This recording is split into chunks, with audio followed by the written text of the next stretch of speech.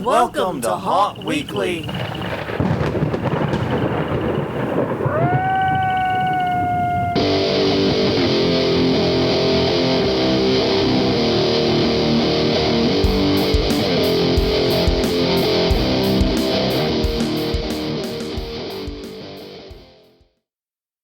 Hello, everyone. I'm Jonathan. I'm Crystal. And this is Haunt Weekly, a weekly podcast for the haunted attraction, haunted entertainment community. Whether you're an actor, owner, or just plain aficionado, we aim to be a podcast for you. And we return to you literally publishing on New Year's Day, 2024. Yeah. That's 2 holidays in a row. Well, that's kind of what happens when you do a weekly podcast and the first one falls on Christmas and, kind of how it works. These are week apart holidays. But yes, indeed. So we felt there was nothing more appropriate to talk about than our 2024 haunt predictions. Plus, because Crystal here decided to keep us honest, we look back at our 2023 predictions and figure out how badly we fucked those up first. Yeah. So we'll be doing both of those things. If that's not what you want to hear, there's plenty of other episodes out there. Please check them out at hauntweekly.com, Haunt Weekly on Twitter, Haunt Weekly on Facebook, and youtube.com/hauntweekly. You can also catch us wherever you get your podcast from. Pay special attention to the Facebook page as we will be doing announcements sometime soon of future live episodes. All right, well, first thing this week, work we did for our haunt was functionally none with the holiday week. Yeah. It's been a very weird holiday. Mm-hmm. Normally with the holiday season, we get 2 weeks totally off. Yeah. And we have all this extra infusion of time, and you've actually been slightly busier than normal this holiday season. Well, and part of that's that I don't get 2 weeks off. I get 2 days. And not even fully those in some cases. Yeah. So, yeah, this is an adjustment for both of us, I think, and for all of us here, really. Yeah, because what would usually happen is we'd take 3 days off of those 2 weeks, completely veg out, and then be bored and have to go do something.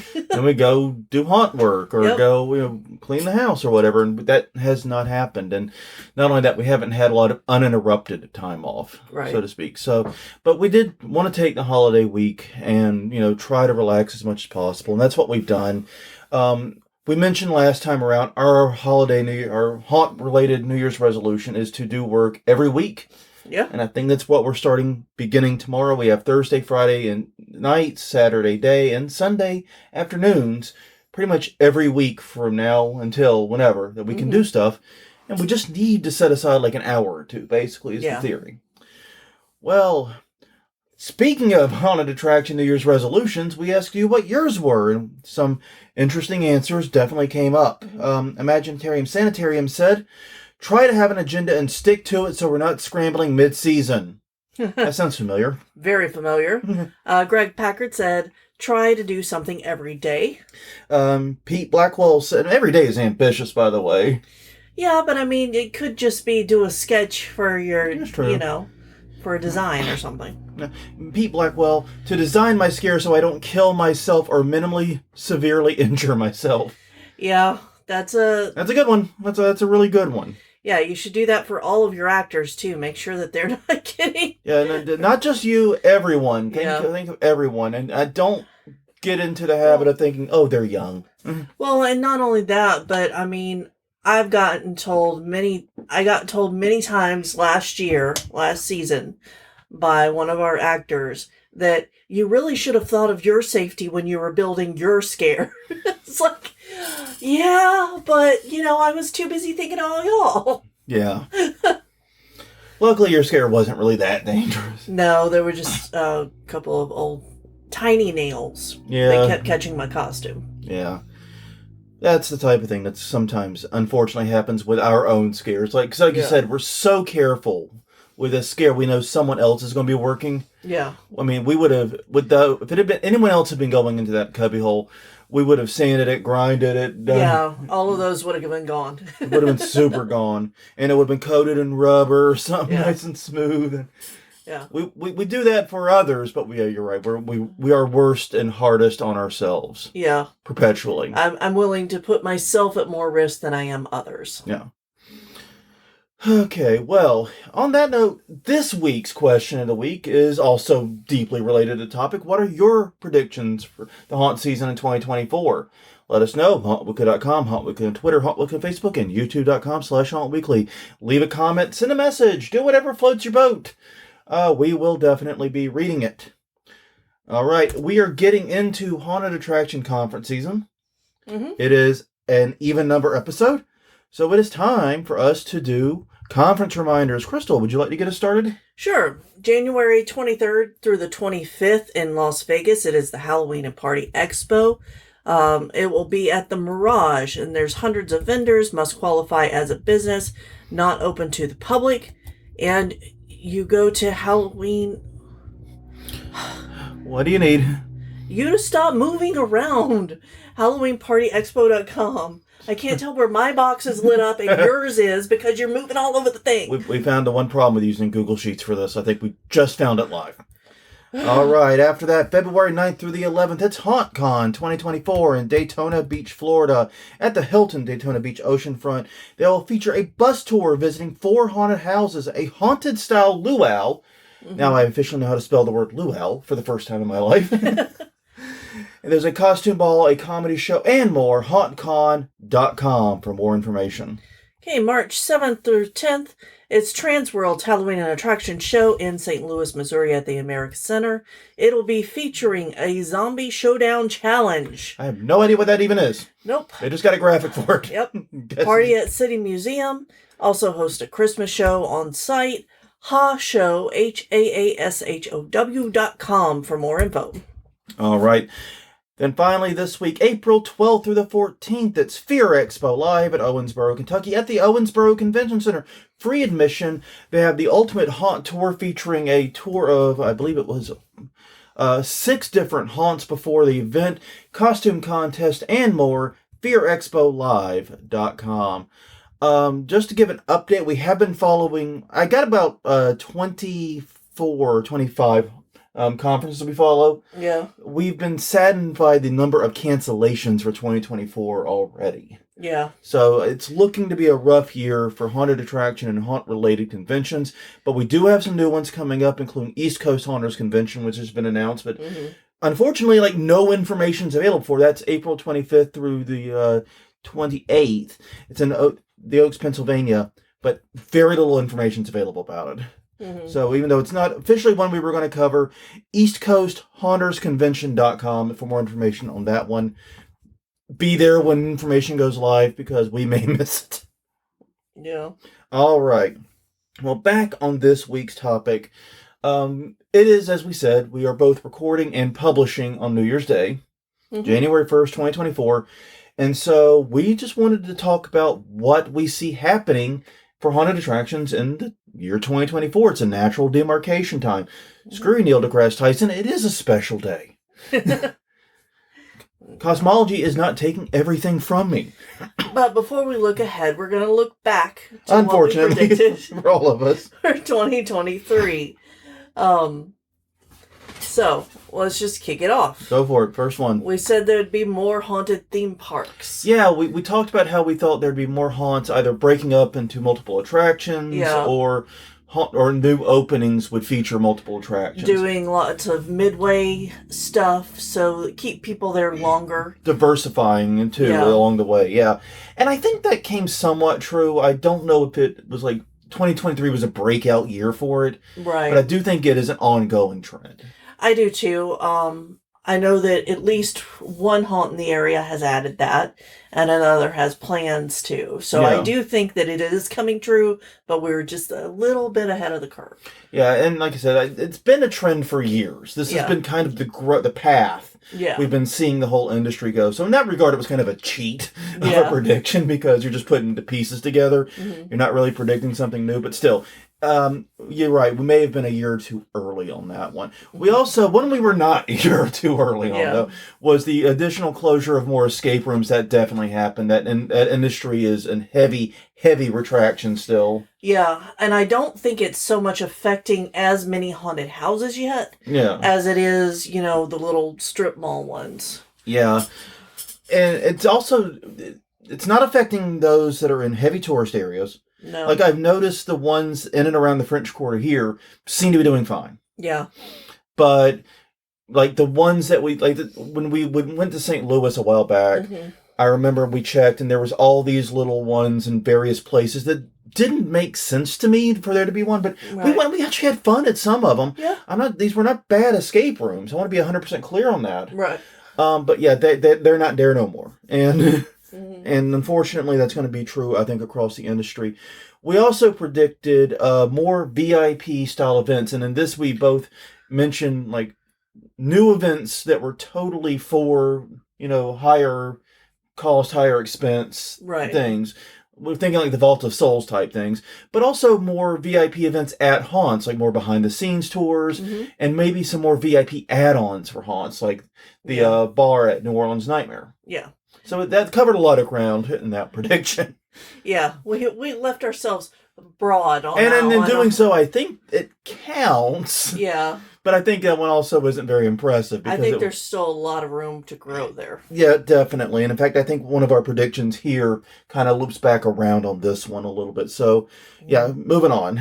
More year-round business models. Haunts are always looking for that. That was an easy one. But I don't believe that's anything took off here. I don't think anyone's found the new thing, because it was escape rooms, and then it was, Christmas shows, spooky holidays, basically. Yeah. I don't think that anything new has really come out of it. Yeah, and I think that's one of the problems, is I think so many haunts invested so heavily in the escape room trend as their year-round go-to, that once that market got saturated and once that market hit its cultural maximum, I think there's a lot of people in the industry scrambling to figure out what else they can do, especially for haunts that are not in a tourist area.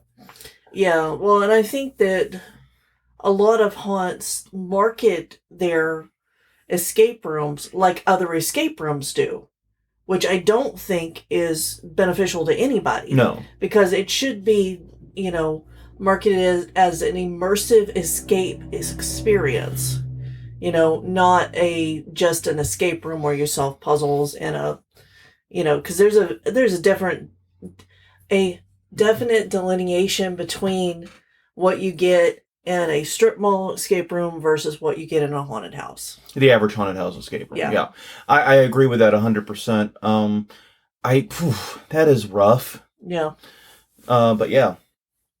We also last year predicted more haunt conglomerates over the course of the year. That one's kind of hard to judge. Yeah, I think there was one that came and went. But, yeah.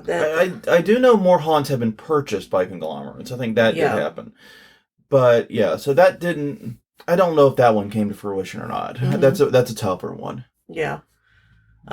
Social media breakout stars. I'm really shocked we did not see this one. Yeah, I have reels with haunted house stuff in it, and I have seen several who have come up who I've actually met. Yeah. And that was kind of cool, but nothing that went mainstream. Like, I'm waiting for the moment in which, the teens in Ellie's family. Yeah. Or Dawn, or someone that we know that's not super involved in the haunt industry right now, and doesn't already have their feed hyper loaded with this stuff, right, is like, oh, did you see the new trend on TikTok or whatever? It's so-and-so from blah, blah, blah haunt. And I'm waiting for that moment, and I don't think that happened. No. I'm surprised, given, just how good a lot of these reels are. Because, you were talking about it. These shorts, these reels, these TikToks, these whatevers. Yeah. A lot of them have been really fucking good. Yeah. And there's, there are spooky characters out there that aren't haunt related that are gaining some traction that have been sent to me, organically. Yeah. But they're few and far between, and they're not really haunts. They're just kind of spooky kids doing weird things or funny things. So. Yeah, it's interesting. The rise of tech/AR, my God, I kind of wish this one had come true. Well, yeah, it kind of did, it kind of didn't. Okay, explain your argument. Well, we picked the wrong A. Which is funny because we did the video after the launch of ChatGPT. We should have fucking seen this one coming, but... Yeah. Anyway, moving... Yeah, you're right. AI... we honestly, and might be coming up later, spoiler, Yeah. it's hard to know right now what role and impact AI is having on haunting because we can be relatively assured people are using it, but they're not being transparent or talking about how they're using it. Yeah. So yeah, but it's always been, the haunt industry has always been very counterintuitive to me because from a pure tech standpoint, the smartest tech workers I've seen in my life are in the haunt industry. You want people that can build anything with a Raspberry Pi. You want people that can, wire entire systems into a haunted attraction and just do these amazing things. Yeah, haunters are your go-to team.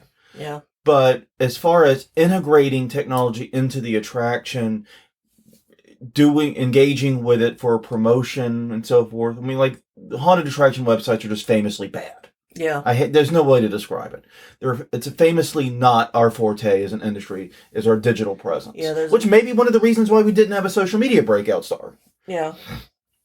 But, we just did not have that. We do not have that, and that didn't particularly change. Yeah. And finally, from last year, we said haunt preservation because we saw a lot of long-term haunts closing, and we thought maybe there would be more effort to preserve the legacy of the haunts that have been around for more than 20 years, and we didn't really see that. No, and in fact, we get news stories all throughout the cycle, and one of the news stories coming up in 424, our next news episode, is about a long-term haunt that closed last season. We covered the closure like September, but now it has been completely torn down and it's just gone. Yeah. And it's incredibly sad stuff. But it's also the norm in this industry, unfortunately. So anyways, that's enough looking at the back. Yep. Let's turn our eyes forward and look to the future. And do you want to start? Because sure. I don't know the order we went in with this. We just have a mishmash of things you said and I said. Yeah. All right, but moving on, you take the first one then. Higher ticket prices. This is an easy one. Oh, yeah, this is a cheat. This is low-hanging fruit. Obviously, haunts want to make more, so the easiest way to do that is to raise ticket prices, even if it doesn't make sense with inflation and everything else. Yeah. We actually had a spreadsheet at one time where we charted local haunt prices and how they grew over the last 20 years. Because we've actually here in New Orleans, if you count New Orleans Nightmare / House of Shock as like one unit, we've been pretty lucky because all the 4 major haunts have a lengthy enough history. You can get a good sort of, not necessarily a 20-year one, but you can get a good long look at their history. And one thing you find very, very quickly is that ticket prices have consistently gone up significantly faster than inflation. Yeah. And in most cases, I mean, there are cases like with Decompose we talked about, Decompose being one of the exceptions. They're still new. Right. But, the increase in price was not met by an equal increase in product and the size of the offer. Right. Decompose actually did grow significantly. They grew by about a factor of... Well, and Rise did too. Yeah, Rise did too. 13th Gate and Mortuary have the same problem of they're bound by their area. Yeah, by the space that they have. Yeah, and I think New Orleans Nightmare is too at this juncture. Yeah, I'd agree with that. So, yeah, but the ticket prices have gone up significantly faster than inflation. And inflation's kind of weird right now. Everyone's talking about how high inflation is, but it's not if you look and compare it to other countries. We're actually doing way better than like Europe and these United States. And second, it's not as high as people make it out to be. But it feels high, and sometimes the feeling is more important than the reality on these things. Yeah. And the result of that is I think we're going to see haunts move up on their ticket prices more. And I think we may start to get to a point where that actually causes the customer some hurt. Like I said, this has been a trend for some time where haunts have been raising prices faster than inflation. There's no reason for it to stop in 2023. But I do think that this does kick us into the second prediction. Yeah. Which is that customers may start biting back at that. The second is lower customer attendance. Now, it's always difficult to talk about what haunt numbers did broadly, But I'll say this, every owner we have talked to about last season was down. Yeah. Everyone. And part of that is because if they were open during the pandemic, there wasn't as much competition. Nope. And so you got more customers. Whether or not that was a good idea or bad idea, that's for your own judgment. Well, and it was also driven by the fact there wasn't much competition, and there was this desperate hunger for things to do in the meat space. Yeah. People hadn't been to concerts, they hadn't been to bars, they hadn't been to a movie theater. Yeah. To do something in the physical world. Where they, especially with friends and family they haven't seen in a while. There was a desperate thirst for that. And yeah, people would pay just about anything for that, especially given that there was the stimulus money sitting out there for a lot of people that helped help them with their bottom line and help make haunts more affordable. So yeah, 2020, 2021, haunts were open. Did gangbusters numbers. I don't think that's a positive thing. Mm-hmm. I mean, I just don't. I'm sorry, but it's just also the reality. I think 2022, there was still some carryover from that. Last year, we started to see the fall off. People are now more adjusted to being out in the physical world. Right. And I think the people are getting pricing. Because like I said, emotion often matters more than what the actual dollars and cents are doing. Yeah, and I think that, we're seeing a leveling off now after that big bump from pandemic years. We're seeing a leveling off, but it still looks like a decrease for last season. One of the things we have to keep in mind is our core audience is young, typically male, like 13 to 29 range. Yeah. And these individuals are often very sensitive to price, either not having income of their own, or or they're at the beginning of their career. They have limited income of their own. Yeah. Well, and then you have the opposite side where I know several people who have not been to haunts in a couple of years who wanted to go and then looked up the ticket prices and said, I can't afford that. Yeah. And didn't go. Yeah, because you're almost never buying just one ticket. Right. You're usually buying at least two, sometimes 3, 4, 5, whatever. Yeah. And yeah, I mean, I remember, we wanted to take some of our crew to see Decomposed, and one of our things is we pay to go see haunts. We don't, even our friends. Yeah. We do not get free tickets. We believe in supporting and paying our haunters. And okay, yeah, John totally blocked us on that, intercepted us. And we bought the first time. But we did buy the first time, and we did buy when we brought the whole crew. But I remember thinking, we have to set aside, we're bringing 5 people. Yeah. We have to set aside something like, I think, $250, basically. Yeah. Is that the end of the world? No, but it is a significant amount that even, we had to think about pretty hard. Mm-hmm. But no, so yeah, I think we're hitting a point where the prices are starting to make people balk, and there's really only anecdotal evidence of that. But we're going to hit a point as an industry where if we keep moving the ticket price faster than inflation, we're going to hit a ceiling. People are going to start balking, because even though we do provide a unique experience and one that people do cherish, a memory experience, which is something that young people, has been shown, are willing to pay for. Yeah.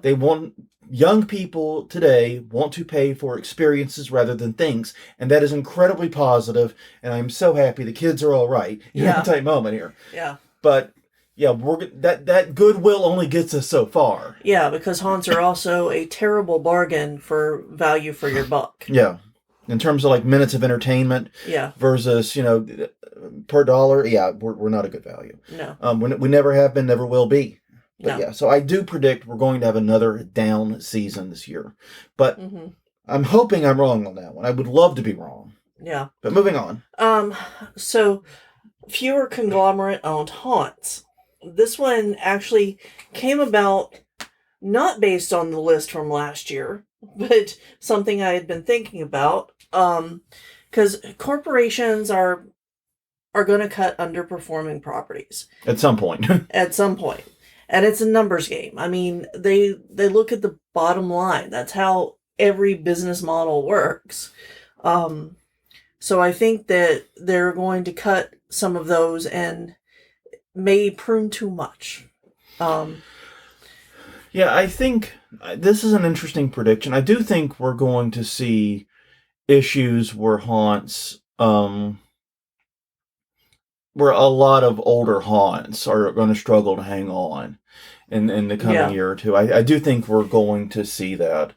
So we're going to see, I think, haunt closures broadly. But you were the one that raised this to me, and you were explaining how basically you think after, especially, this is a prediction we won't probably see until after this season. It'll probably be afterward. When these corporations are looking at the numbers and go, no, this is 2 years of this haunt being down, underperforming. Yeah, we need to by their numbers. Yeah, we need to cut loose. And the problem is, and this is something that's really frustrating in all creative industries, is that corporations will set expectations that may not be realistic. Yeah. Even if the haunt does an incredibly good job, provides an incredibly good product, and sells relatively well, if it doesn't meet expectations, whatever the fuck that means. Yeah. Literally. Well, and sometimes the expectations aren't put out clearly. No. You know. They rarely are. Yeah, I've never been... The expectations are set in some corporate document hidden away, usually. Exactly. That nobody sees except the person who wrote it. And then they go, well, didn't meet expectations. And then, we're going to cut you loose. And it could be exactly that. I do think this could be a year, especially if it is another down season. We could see corporate haunts starting to look and say, okay, who's our weak link here? Or who do we think are our weak links? Not necessarily who actually is. Because that's part of the problem, is like, haunters and small business owners can make a decision to invest, make drastic changes, pivot. Corporations, it's usually a cut or don't cut decision. Yeah, exactly. There's only two alternatives. So I think in that regard, you're absolutely right. We are going to see some degree of reckoning. And I'm going to come back to this later on, but this is something, I think this is going to, I think people are going to clap back at them. That's all. At the corporations or at us? At the corporations. Oh, not at us for picking this. Yeah. But I agree that this is likely to happen. This may also be something that comes up more next year after 3 years of issues. Yeah. But it's also not an unreasonable thing to say after 2. No. Because corporations are going to struggle to justify haunts that they perceive as losing money. Yeah. All right. Man, this is a heavy list. It is. It gets better towards the end. As usual with the show. Yeah. So here's another heavy topic. Staffing issues are going to continue. Yeah. And I just don't see a way out of this one. I think this may literally be the safest pick. Yeah. If you ask me my safest pick, I would probably put this one even ahead of higher ticket prices. Even though I have graphs and charts to prove the higher ticket prices, I feel safer with this one. Yeah, no, I agree with that. And it's because people are going to want a living wage. I mean, even if it's just seasonal work, or even if it's their first job, as a teenager who's just entering the workforce. Now, I don't think this is going to impact home haunters, or charity haunts so much. Especially if they're only open a few nights out of the season. I don't think this is going to impact you. The issue is that for a haunter, for a person to become an employee at a haunt, they have to justify the opportunity cost. Now, if your hours don't overlap with your day job at all, and they don't mind not sleeping for a month, then it's not a big deal. A lot of people can do 2 jobs and not have A impact B, and that's fine. That's fine. But those people are increasingly few. Yeah, they are, and I think it's going to be really hard to get people to want to do that. Yeah, because the issue is this: nobody, even if you pay $15 an hour, even if you pay a really good wage, X number of nights per week for basically a month is not a salary. It is not something that anybody can sacrifice, risk, damage their main job, their main source of income.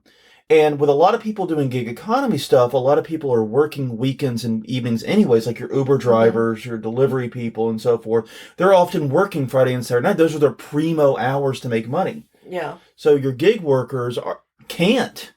give up that in Right. order to work at a haunted house for just a month and then have that job disappear come November 1st. Yeah. Now, one of the things I would like to see in the haunt industry, but I don't know, I'm pretty sure it's not practical, but I'd like to see it, is to find out the minimum number of players you need to be open per night and find a way to make that their full-time job, or at least, a 3/4 time job. Yeah.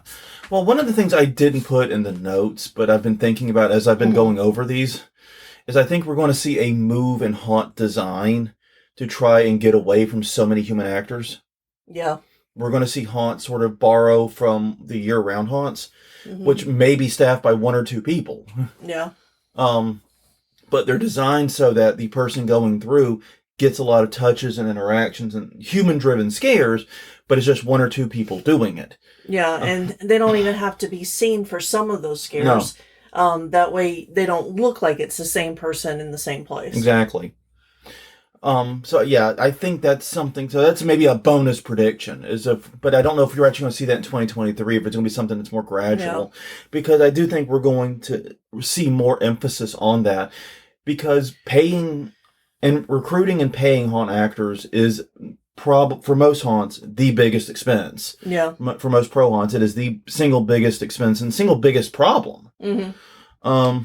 Yeah, staffing issues. Every haunt I go to, it's an issue. Yeah, and it's even haunts that have never had staffing issues ever in the past. Yeah, have been reporting them in recent years. So this is a very real thing, and I think we're going to struggle with it. And the struggle's going to increase because here in New Orleans, homeowners insurance rates are going up, flood insurance rates are going up. That's impacting literally everyone who lives here. Yeah. Plus, you've got the bubble coming up in a couple of years where there are less kids who are going to be college aged. Yeah. Like, whenever I worked at the university, this was a big worry. Like, there's a significant drop in the number of younger people available to work. Yeah. And yeah, those college-age kids that make I'm sure, a significant part of your staff, they don't exist anymore. They're not going to exist in a couple of years. Not in the numbers you're used to them existing. No. That's another serious issue. So we're going to have to find ways to target and recruit older actors. Yeah. Because we can't go much younger. Yeah, no. That's the floor. We can't go much lower. Well, we don't really want younger. No. So yeah, the staffing issues in the haunt industry are going to continue. I think this one's safe not just in 2023, 2024, but 2025. I think this is going to be. We could just put this one in every one of these prediction episodes until we stop doing them. Yeah. But this is a hope. This is your big swing. So go for it. Yeah, this is my big swing. I want to see an HR service, like a temporary agency, but for haunts. I know it's been tried like decades ago, but I really think that this could be beneficial. You set up, or even like setting up with traditional temp agencies, saying, hey, if you have anybody who comes in who doesn't really fit with office work, can you send them my way? Yeah, it's not a bad idea. That kind of thing. The main issue with a traditional temp agency, though, is that they are going to charge way more. They are. You're gonna pay out the nose for that. Exactly. But I would love to see an HR services solution for the industry that gives fair prices to haunted houses, because it's, this is one of the few areas that I think that a haunted house focused corporation or entity is necessary. Yeah. Like ticketing, I don't think that it's necessary. I've never understood why there's so many haunt ticketing companies. Tickets are tickets. Yeah, exactly. Get over yourselves. I don't understand that, but I would understand this completely. And it would also give people, they could do all of your initial trainings, the background checks, because how many times have we reported on sexual predators in haunted houses in the past couple of years? it's disgusting and we need to find ways to stop that. So, or at least mitigate it. Yeah, at least say, yeah, we tried. Yeah, at least prove good faith effort, Yeah, and it would also be a place for people to report if they have a bad experience at a haunt that, hey, you shouldn't recommend people work here. Or not work with this manager here, Yeah. or something like that. Exactly. Yeah, there's a... And Go ahead. there's a definite benefit to having a middleman between employees and management. Yeah, that's one thing I've noticed at haunts is they don't have HR people typically, dedicated HR people. Yeah. And their HR person has a million other jobs. Exactly. And the reason I say that and say that it's a third party that's not buddy with the owners or with the managers and everything is because people are going to be afraid to go to that person if they're in a situation that they need to report. Yeah. And we've seen it time and time again. Yeah. That's not a bad point, yeah. Because they're afraid of getting fired, they're afraid of retribution, even though retribution and they're afraid of hurting people they like that aren't the person they have the issue with. Exactly. They don't want to hurt people that don't need to be hurt. Yeah, I mean, this is something that I see a big need for, and I think that it's an opportunity for the right person. Yeah, not us. Don't ask us to do it, please. We are terrible at this. But though technically you have an HR background, and my dad was HR his entire career. Well, you and I recruited people after Katrina to work on sites. I mean, we know how to do this. Yeah, we actually are very good at it. But we have day jobs already that we are happy with. And even, I don't want to get into HR. HR requires a very special personality. Yeah. That I do not have. Yeah. It's a very unique personality. Yeah, you liked firing people. I enjoyed firing people way more than hiring people. Yeah, exactly.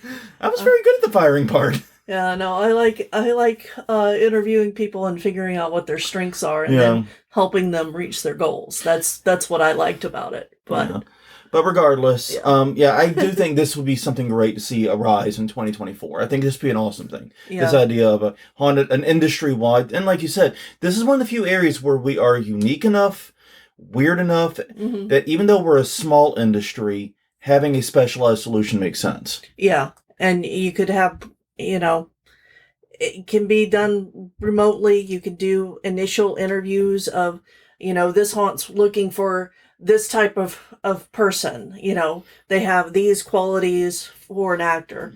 And that also takes out some of the haunt's bias, too. Yeah. I mean... No, I agree. This would be a great thing. I don't know if it'll happen or not, but I like your big swing. Yeah. Your big swing makes me happy.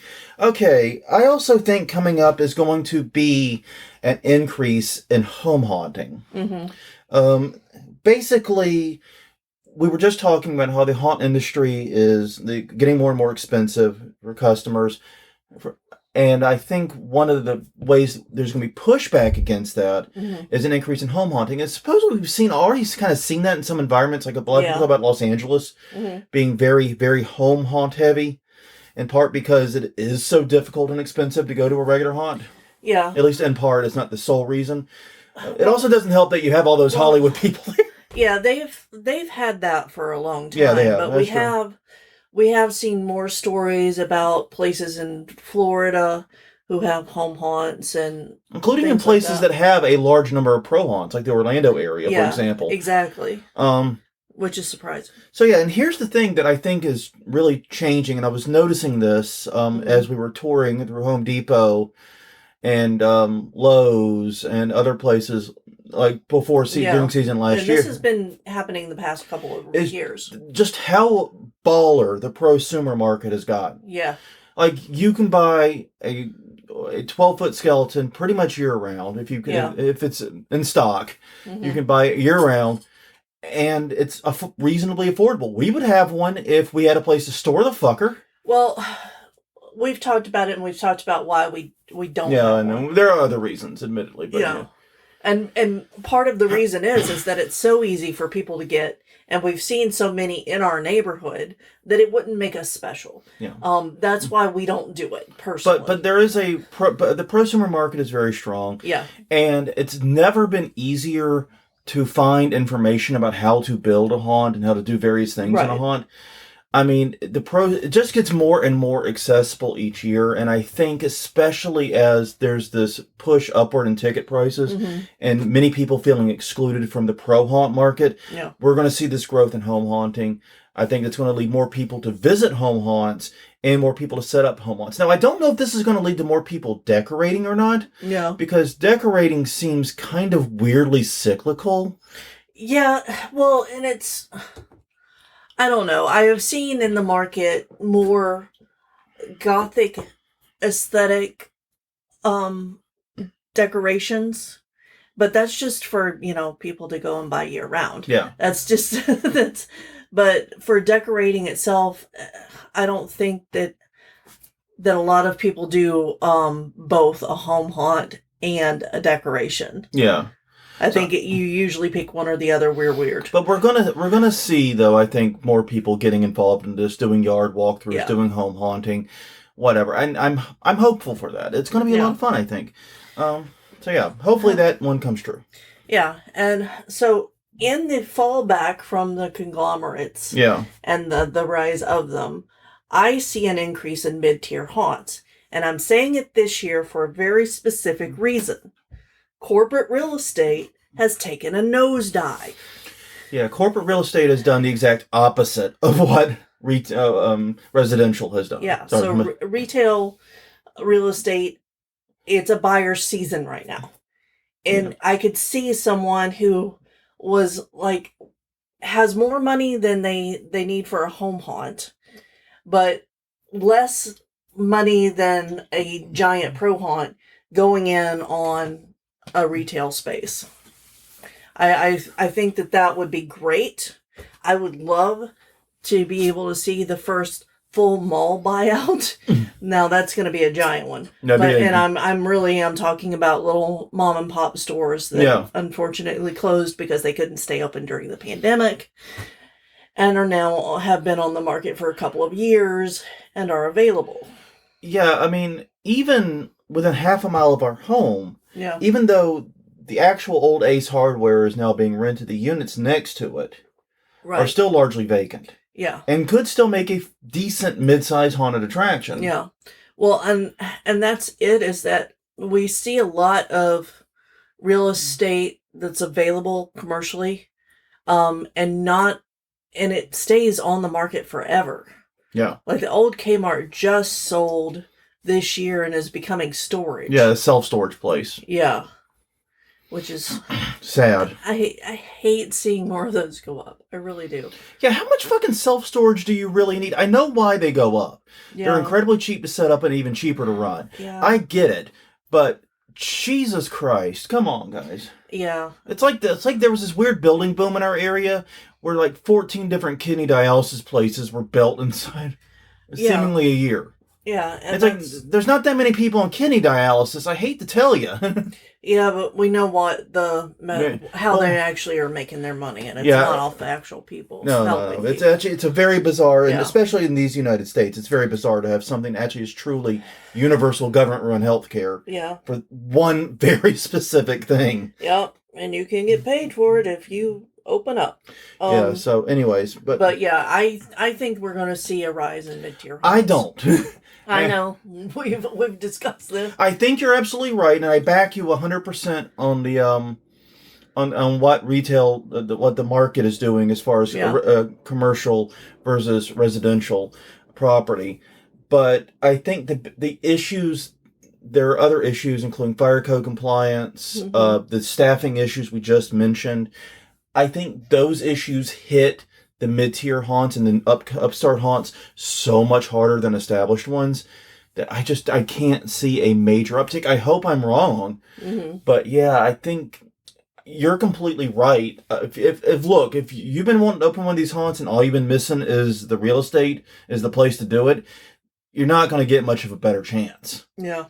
But there's so many other variables right now that I think are keeping haunts, sort of those tier of haunts, A, open, and B, from being opened. So I don't know. I hope I'm wrong, but I don't quite agree. But hey, it's an interesting prediction. Well, it'll be one of the things that we'll talk about next year. Yeah. And about how I did. Well, we also are. This one's a sad one, and it sort of ties into a comment I made earlier about haunt design, but that we're going to see an increase in next-gen, quote-unquote, haunted attractions, and more of the older haunts will be no more. Yeah. A lot of... And frankly, a lot of this really is a safe prediction just because that's called entropy in hell.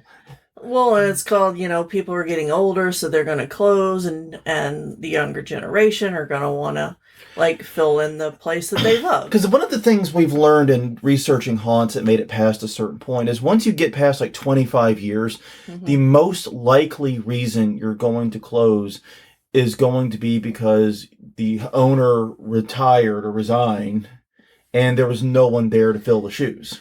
Tired, resigned, got health issues. There was no plan to pass the torch. Yeah, exactly. That is the most common reason for haunt past about 25 years. Yeah, and I think that that's one of the reasons charity haunts actually seem to last longer. Yeah. Is because they have a whole network of people working on it. And they can easily say, hey, you're going to take over when there's a direct retires. succession path all the time. Yeah. There's always a succession path with a charity because that's how charities are structured. And, but haunts are very often, especially non-charity haunts, are structured in, hey, Bob made this haunt. Yeah. And he's been running it for 30 years. What do you mean Bob's retiring? Yeah. Who's going to replace Bob? No one, Yeah. There's not another Bob. There's no second Bob. There's no Bob 2. Yeah. So... that's a big problem with those haunts. But I do think we're going to see those next-gen haunts. And I think one of the things we were talking about is how they're going to be designed and to offer a very different experience. But also with the modern realities of the haunted attraction industry in mind. Yeah. Including limiting the number of people that have to be employed, have to be recruited, have to be maintained. So on and so forth. I think that's one of the directions we're heading. I don't necessarily think it means those haunts are going to be smaller, in terms of square footage necessarily, but you're going to see a different focus and a different structure. Yeah. Okay. Last year, we predicted the rise in AR, and as the joke you already made, we predicted the wrong A. Yeah. I think that, we're going to see more AI-generated promotional material especially.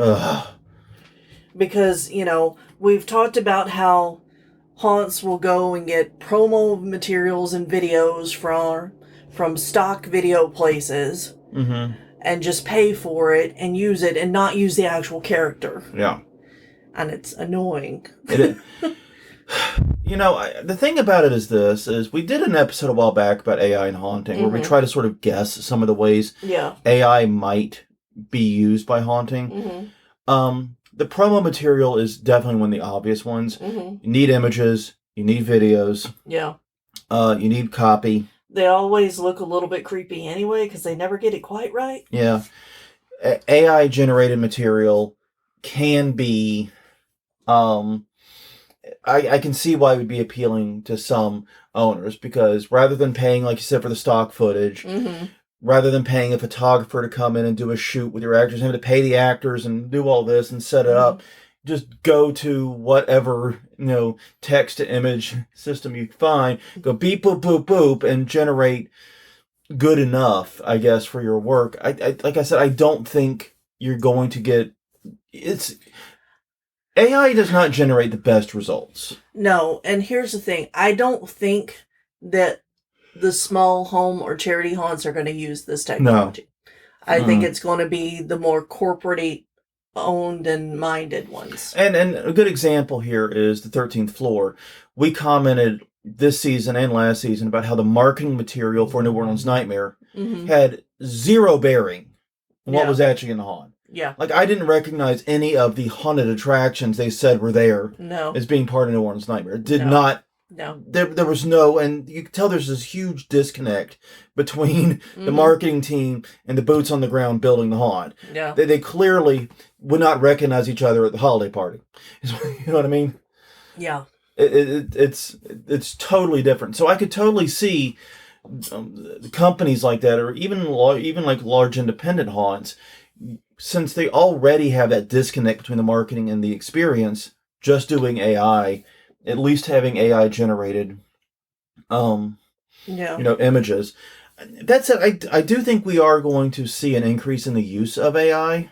I would be curious to see if AI can do anything with the design process of a haunt. Well, and I think that whenever we did that episode, we asked it as a question of the week, and there were several responses of people saying that they did use it in design. I could see it used in costuming. In fact, I'm thinking about playing around with that myself. Well, I think one of the really good areas that one of the things AI actually does well, and I have actually tinkered with it myself, is in generating ideas. Yeah, exactly. Because I've actually sat down with ChatGPT and come up with ideas for plagiarism today, my day job. And it kicked some pretty interesting ideas. I mean, it was, in that regard, it was very much like chatting with just another person. Anyone else bouncing ideas off, what do you think I should do for an article this week type thing. And, I think that is an area where AI really can actually help and can help today.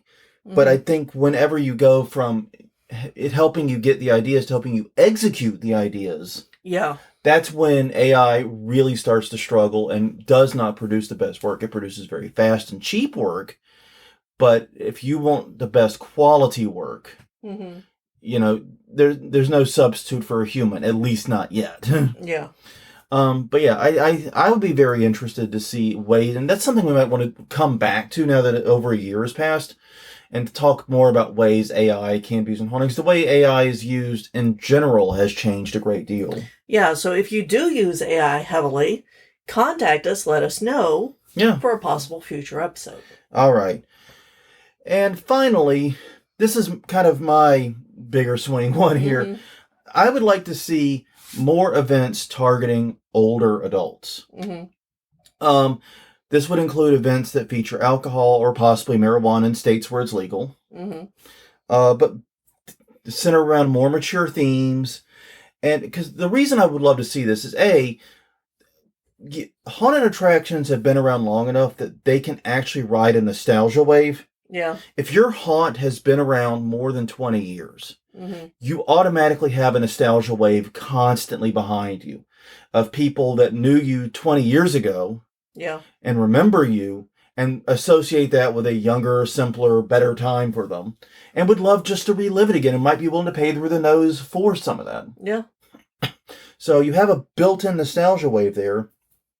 And older, up to a certain point, older customers are less price sensitive. Typically, they are higher mathematically, statistically, they're higher earners. That makes them less sensitive to higher prices. And they also open up more lines of business. And even if it was just like for a night, 18 or 21 and over only, a show for that, just so that, because I will pay more to go to a movie theater if I know that there aren't kids there. I 100% will. And I feel the same way about haunts, honestly. Because while it's fun to see the screaming little kids, I've also been run over by those screaming little kids. One of the things I have learned working front of house is do not underestimate the strength of teens. Ever. No. I'm 6 foot tall. I'm 200 pounds. I'm not a small, person. And I've seen these wiry little teens come through, but when they get a full head of steam on them, they can wreck your shit. They can fuck you up in ways you are not prepared for. I know. It's happened. So, yeah, I would definitely pay extra. I would like to see events targeted at older. And older in this case, I'm thinking like mid-20s and up. I'm not even really thinking like us even in this. I'm just thinking older than the typical, 13 to 29 experience. Maybe target the latter end of that range plus higher. Because like I said, there's a built-in nostalgia wave that the haunted attraction industry, for reasons I'm not clear on, does not actively try to tap into. If you have a haunt that has been 20 years or older, or if you're in an area with a haunt tradition that's over 20 years, you've got a nostalgia wave there. And here's the thing. You could even, target 21 years ago. Mm-hmm. You know, every 21 year, you know, go to a theme that was 21 years ago in your haunt, if you've been around long enough, and pull that up. Say, we're bringing back this theme. Nobody's going to remember when they went through as a kid what it was like. It's going to be a totally different show, but you could say the theme is the same, and if you've got any of the props, maybe put one as a special, you know, treat for those who get it, a little Easter egg. Yeah, I mean, there's the opportunity, the nostalgia wave, I think is just a missed opportunity. Yeah. Well, on that note, everyone, that is all for this week on Haunt Weekly. Greatly appreciate you spending the past hour with us. Please do check out other stuff we do. HauntWeekly.com, Haunt Weekly on Twitter, or X. I'm sorry, I'm never going to stop calling it Twitter. No. I was at Twitter from the beginning. It'll be Twitter when I'm dead. So, yeah. Sorry.